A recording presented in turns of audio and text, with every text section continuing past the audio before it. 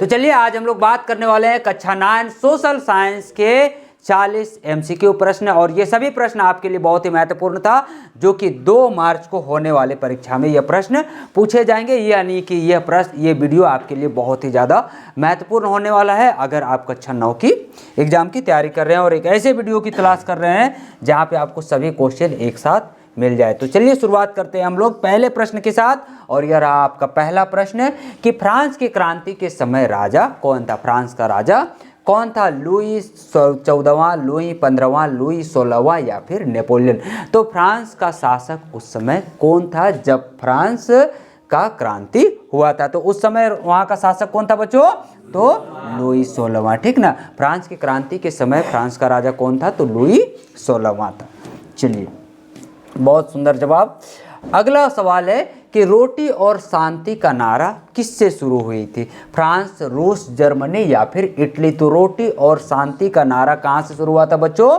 तो यह रूस से शुरू हुआ था। कहाँ शुरू हुआ था बच्चों? तो यह रूस से शुरू हुआ था, रोटी और शांति का नारा। चलिए अगले प्रश्न पे चलते हैं। अगला प्रश्न आपका है कि नाजीवाद किस विचारधारा पर आधारित था? ठीक ना, तो नाजीवाद किस विचारधारा पर आधारित था बच्चों? लोकतंत्र, समाजवाद, तानाशाही या फिर साम्यवाद? तो नाजीवाद किस विचारधारा पर आधारित था? तो वह तानाशाही पर आधारित था। ठीक ना, किस विचारधारा पर आधारित था? तो तानाशाही विचारधारा पर आधारित था बच्चों। अगला प्रश्न देखते हैं। अगला प्रश्न आपका है कि प्रथम विश्व युद्ध कब शुरू हुआ? प्रश्न क्या पूछा गया बच्चों कि प्रथम विश्व युद्ध कब शुरू हुआ? 1912 ईस्वी में, 1914, 1916 या फिर 1918 ईस्वी में? तो प्रथम विश्व युद्ध कब शुरू हुआ था बच्चों? 1914 ईस्वी में। ठीक ना, कब शुरू हुआ था? तो 1914 ईस्वी में प्रथम विश्व युद्ध शुरू हुआ था। तो आपका सही जवाब क्या हो जाएगा? Option number B. फिर अगला प्रश्न आपसे पूछा है कि ब्रिटिश काल में रेल का मुख्य उपयोग क्या था? ब्रिटिश काल के समय रेल का प्रमुख उपयोग क्या था? कि यह यात्रियों के लिए था, सैनिकों के लिए, माल की ढुलाई के लिए या फिर पर्यटन स्थल के लिए? तो ब्रिटिश काल में रेल का मुख्य कार्य क्या था बच्चों? तो रेल इसलिए लागू किया गया था, रेल इसलिए चलाया गया था कि माल की ढुलाई वो आसान हो सके। ठीक ना, माल एक जगह से दूसरे जगह ले जा सके ताकि वो अपने देश कच्चे माल को पहुंचा सके। ठीक ना, और वहाँ से जो सामान लेकर के आएंगे उसे देश के बाज़ारों में आसानी से पहुंचा सके। चलिए, फिर अगला प्रश्न है आपका कि झूम खेती किस क्षेत्र में अधिक होती है? कौन से क्षेत्र में झूम खेती सबसे अधिक होती है? उत्तर भारत, उत्तर पूर्वी भारत, पश्चिम भारत या फिर मध्य भारत? तो झूम खेती किस क्षेत्र में अत्यधिक होती है बच्चों? तो यह किस एरिया में होता है? तो यह उत्तर पूर्वी भारत में होता है। ठीक ना, झूम खेती किस क्षेत्र में सर्वाधिक होती है? तो यह उत्तर पूर्वी भारतों में यह अत्यधिक होती है। चलिए अगला प्रश्न आपका है बच्चों कि गुज्जर बकरवाल किस राज्य से जुड़े हुए हैं? क्या प्रश्न है कि गुज्जर बकरवाल किस राज्य से जुड़े हुए हैं? राजस्थान, पंजाब, जम्मू कश्मीर या फिर गुजरात? तो गुज्जर बकरवाल किस क्षेत्र से जुड़े हुए हैं बच्चों? यह जम्मू कश्मीर का चरवाहा समुदाय है। ठीक ना, यह किस क्षेत्र से है? तो यह जम्मू कश्मीर से है। ठीक ना, चलिए फिर अगला प्रश्न है आपका कि नील की खेती अधिकतर कहाँ पर होती थी? ठीक ना, नील की खेती कहाँ पर ज़्यादा होती थी? पंजाब, बिहार, महाराष्ट्र या फिर तमिलनाडु? तो नील की खेती अधिकतर कहाँ पे होता था बच्चों? तो यह बिहार में होता था। ठीक ना, नील की खेती कहाँ हुई थी? तो बिहार से, और यहीं से चंपारण आंदोलन का भी शुरुआत हुआ था। कहाँ से? तो बिहार से। ठीक ना, चलिए अगला प्रश्न है आपका कि भारत का सबसे लंबा तट किसके पास है? ठीक ना, भारत का सबसे लंबा तट क्षेत्र किसके पास है? तमिलनाडु, गुजरात, आंध्र प्रदेश या फिर केरल?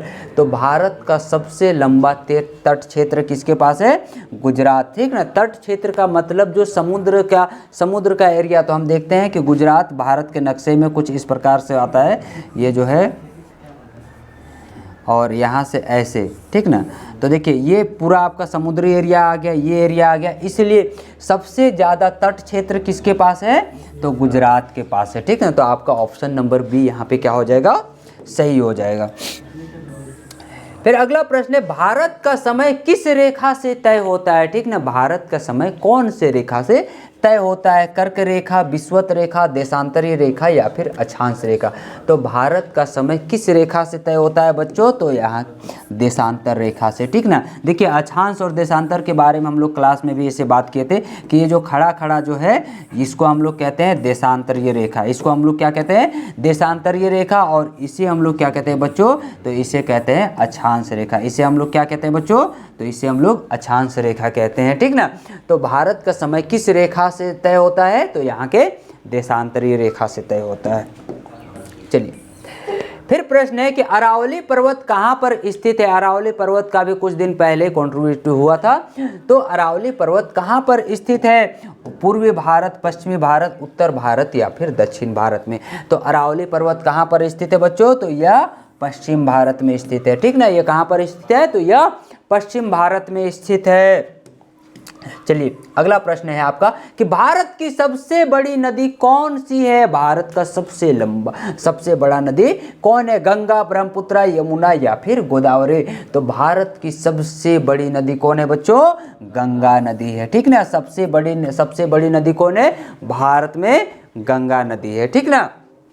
चलिए देखिए ब्रह्मपुत्र जो है वो ब्रह्मपुत्र अधिकतर कहाँ बहता है? तो वो चीन के इलाके में, ठीक, नेपाल, भूटान इधर से होके भी गुजरता है, ठीक ना। उसका बहुत कम क्षेत्र जो है वो भारत से गुजरता है। इसलिए भारत का सबसे बड़ा नदी कौन होगा? गंगा नदी होगा।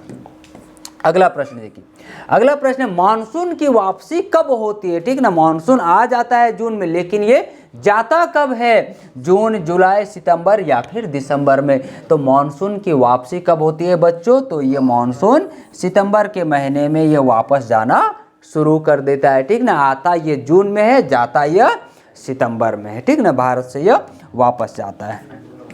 चलिए फिर अगला प्रश्न है कि आपका कि कांटेदार वन कहाँ पाए जाते हैं? ठीक ना। कांटेदार वन कहाँ पे पाए जाते हैं? असम, केरल, राजस्थान या फिर बंगाल में? तो कांटेदार वन कहाँ पे पाए जाते हैं बच्चों?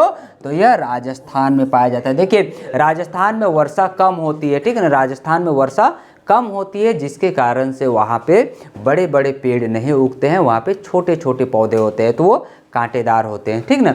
तो कांटेदार वन कहाँ पे पाए जाते हैं? राजस्थान पे पाए जाते हैं, ठीक ना। देखिए आप लोग जो ध्यान नहीं दे रहे हैं ना, कल जब यही प्रश्न पूछेंगे और नहीं सकिएगा तब फिर बढ़िया से चमड़ी उधेड़ेंगे।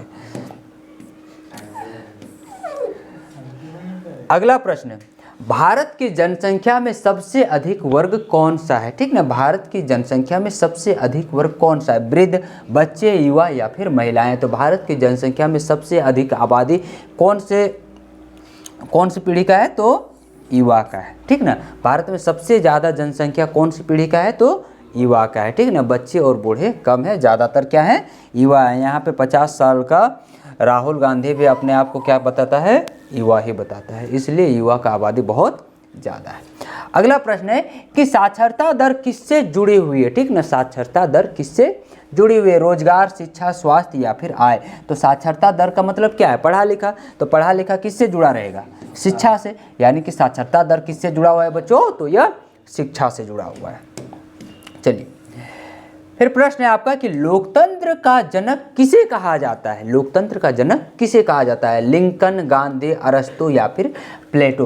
तो लोकतंत्र का जनक किसे कहा जाता है बच्चों? तो लोकतंत्र का जनक अरस्तु को माना जाता है, ठीक ना। लोकतंत्र का जनक किसे माना जा रहा है? तो लोकतंत्र का जनक अरस्तु को माना जाता है। तो ऑप्शन नंबर सी क्या हो जाएगा आपका सही जवाब। फिर अगला प्रश्न है भारत गणराज्य कब बना था? ठीक ना। भारत गणराज्य का मतलब हो गया, यहाँ गण का मतलब हो गया जनता, राज्य का मतलब जनता का शासन, गणराज्य का मतलब क्या हो गया? जनता का शासन। तो भारत गणराज्य कब बना था? 1947, 1949, 1950 या फिर 1952 ईस्वी में? तो भारत एक गणराज्य कब बना था बच्चों? तो 1950 ईस्वी में, ठीक ना। कब बना था? 1950 ईस्वी, 26 जनवरी 1950 ईस्वी को भारत में संविधान लागू हुआ और उसी दिन से हम लोग गणतंत्र दिवस मनाते हैं, क्योंकि उस दिन भारत का संविधान पहली बार भारत में लागू हुआ था। उससे पहले भारत के लोगों को ब्रिटिश संविधान के अनुसार चलना पड़ता था, उनकी शासन व्यवस्था भारत में कायम थी। यानी कि भारत एक गणराज्य कब बना था? तो 1950 ईस्वी को। चलिए फिर अगला प्रश्न, राष्ट्रपति का चुनाव कौन कराता है? इसमें से राष्ट्रपति का चुनाव कौन कराता है? जनता, संसद, निर्वाचक मंडल या फिर न्यायालय? तो राष्ट्रपति का चुनाव कौन करवाता है बच्चों? तो निर्वाचक मंडल करवाता है, ठीक ना। कौन करवाता है? निर्वाचक मंडल। और वहीं अगर बाकी दूसरे मंत्री का बात करें, जैसे कि आपका विधायक हो गया, सांसद हो गया, तो उसका चुनाव कौन करवाता है? तो निर्वाचन, ठीक ना। चलिए अगला प्रश्न है, निर्वाचन आयोग उसका चुनाव करवाता है। फिर अगला प्रश्न है, लोकसभा का कार्यकाल कितना दिन का होता है? तो लोकसभा का कार्यकाल कितने दिन का होता है? 3 वर्ष, 4 वर्ष, 5 वर्ष या फिर 6 वर्ष? तो लोकसभा का कार्यकाल कितने दिनों का होता है बच्चों? 5 साल का, ठीक ना। कितने दिनों का? 5 सालों का होता है, ठीक ना। और वहीं राज्यसभा का बात करें तो 6 वर्ष का। अगला प्रश्न, प्रधानमंत्री किस सदन का सदस्य होता है? राज्यसभा, लोकसभा, दोनों या फिर कोई भी नहीं? तो प्रधानमंत्री कौन सी सभा का सदस्य होता है? तो वो राज्यसभा का भी हो सकता है या फिर लोकसभा का भी हो सकता है। इसलिए आपका सही जवाब क्या हो जाएगा? ऑप्शन नंबर सी, इनमें से दोनों, ठीक ना। या तो वो लोकसभा का भी हो सकता है और राज्यसभा का भी हो सकता है। तो ऑप्शन नंबर सी आपका बिल्कुल सही जवाब होगा। फिर अगला प्रश्न है कि न्यायपालिका का प्रमुख कौन होता है? ठीक ना, न्यायपालिका का प्रमुख इसमें से कौन है? राष्ट्रपति, प्रधानमंत्री, मुख्य न्यायाधीश या फिर राज्यपाल? तो न्यायपालिका का प्रमुख कौन है बच्चों? तो न्यायपालिका का प्रमुख होता है मुख्य न्यायाधीश, ठीक ना। न्यायपालिका का प्रमुख कौन होता है? तो मुख्य न्यायाधीश होता है। चलिए अगले प्रश्न पे चलते हैं। अगला प्रश्न है आपका कि मौलिक अधिकार कितने हैं? ठीक ना, हमारे पास मौलिक अधिकार कुल कितने मौलिक अधिकार हैं? 5, 6, 7 या फिर 8? तो मौलिक अधिकार कितने हैं बच्चों? तो मौलिक अधिकार हमारे टोटल 6 है, ठीक ना। हमारे पास मौलिक अधिकार कुल कितने हैं? 6 मौलिक अधिकार हैं। चलिए फिर प्रश्न है, समानता का अधिकार किस अनुच्छेद में है? ठीक ना, समानता का अनुसार कौन से अनुच्छेद में लिख दिया गया है? 12, 14, 16 या फिर 18? तो समानता के अधिकार कौन से अनुच्छेद में है बच्चों? तो समानता का अधिकार अनुच्छेद 14 में उल्लेखित है, ठीक ना। कौन से अनुच्छेद में है? तो अनुच्छेद 14 में। अगला प्रश्न, पालमपुर में सिंचाई का मुख्य साधन क्या है? कुआं, तालाब, नहर या फिर ट्यूबवेल? तो पालमपुर में सिंचाई का मुख्य साधन क्या है बच्चों? ट्यूबवेल, ठीक ना। मुख्य साधन क्या है? ट्यूबवेल। चलिए हरित क्रांति किससे जुड़ी हुई है? उद्योग, कृषि, व्यापार या फिर शिक्षा? तो हरित क्रांति का मतलब क्या हो गया? कृषि से जुड़ा हुआ, ठीक ना। खेती बाड़ी के बारे में बात किया जा रहा है, इसलिए हरित क्रांति किससे जुड़ा हुआ है? तो यह कृषि से जुड़ा हुआ चीज़ है, ठीक ना। हरित क्रांति किससे जुड़ा हुआ चीज़ है? तो यह कृषि से जुड़ा हुआ है। उर्वरक का उपयोग क्यों किया जाता है? हम लोग जो खाद का उपयोग करते हैं, खाद उर्वरक का उपयोग करते हैं, वो क्यों किया जाता है? पानी के लिए, मिट्टी सुधार, उत्पादन बढ़ाने या फिर बीज के लिए? तो उर्वरक का उपयोग हम लोग क्यों करते हैं बच्चों? तो उर्वरक का उपयोग करते हैं हम लोग उत्पादन, फसल का उत्पादन को बढ़ाने के लिए। इसलिए आपका सही जवाब क्या हो जाएगा? ऑप्शन नंबर सी, कि हम लोग उर्वरक का उपयोग फसल के उत्पादन को बढ़ाने के लिए करते हैं, ठीक ना। चलिए गरीबी रेखा कैसे तय होती है? ठीक ना, तो गरीबी रेखा कैसे तय होती है? उम्र से, आय से, शिक्षा से या फिर स्वास्थ्य से? तो गरीबी रेखा कैसे तय होती है बच्चों? तो गरीबी रेखा आय से तय होती है, ठीक ना। वहाँ के लोगों की इनकम से तय होती है। गरीबी रेखा किससे तय होती है? तो लोगों की आय से तय होती है। फिर प्रश्न है कि सबसे गरीब राज्य कौन सा माना जाता है? ठीक ना, इसमें से सबसे गरीब राज्य कौन माना गया है? केरल, बिहार, पंजाब या फिर गुजरात? तो सबसे गरीब राज्य कौन माना गया है बच्चों? तो सबसे गरीब राज्य बिहार को माना गया है, ठीक ना। सबसे गरीब राज्य कौन है? बिहार है।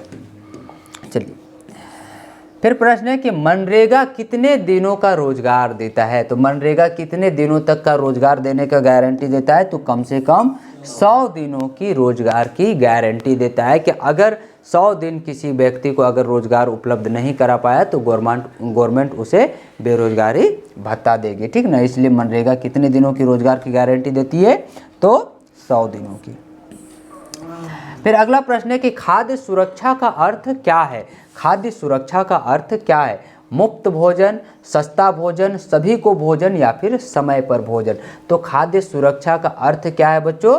तो खाद्य सुरक्षा अर्थ है कि यह सभी को भोजन प्रदान करे, ठीक ना। तो खाद्य सुरक्षा का अर्थ क्या होता है? सभी को भोजन, ठीक ना। खाद्य सुरक्षा का अर्थ क्या है? सभी को भोजन।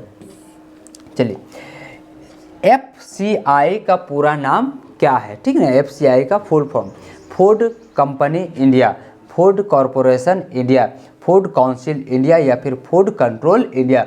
तो FCI का पूरा नाम क्या है बच्चों? Food corporation India. ठीक ना, FCI का फुल फॉर्म क्या है?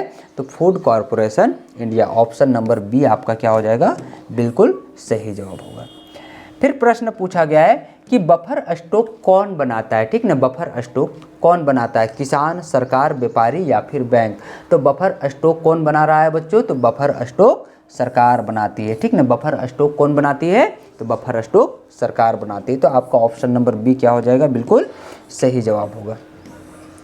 फिर प्रश्न है कि राशन दुकान को क्या कहते हैं? ठीक ना, राशन की दुकान को हम लोग क्या कहते हैं? सरकारी दुकान, उचित मूल्य दुकान, थोक दुकान या फिर निजी दुकान? तो राशन दुकान को हम लोग क्या कहते हैं बच्चों?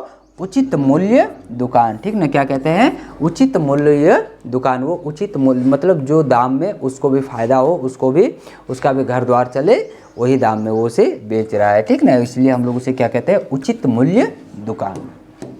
चलिए, फिर अगला प्रश्न है कि शीतकालीन फसल कौन सी है? ठीक ना, इसमें से कौन सी फसल शीत ऋतु में उगाई जाती है? धान, गेहूं, मक्का या फिर ज्वार? तो शीतकालीन फसल इसमें से कौन है बच्चों? गेहूं है। ठीक ना, गेहूं हम लोग कौन से मौसम में उगाते हैं? तो ठंडा के सीजन में हम लोग गेहूं बोते हैं और उसे उगाते हैं, इसलिए शीतकालीन फसल कौन हो जाएगा बच्चों? तो गेहूं होगा। ठीक ना, शीतकालीन फसल कौन सी है? तो गेहूं है।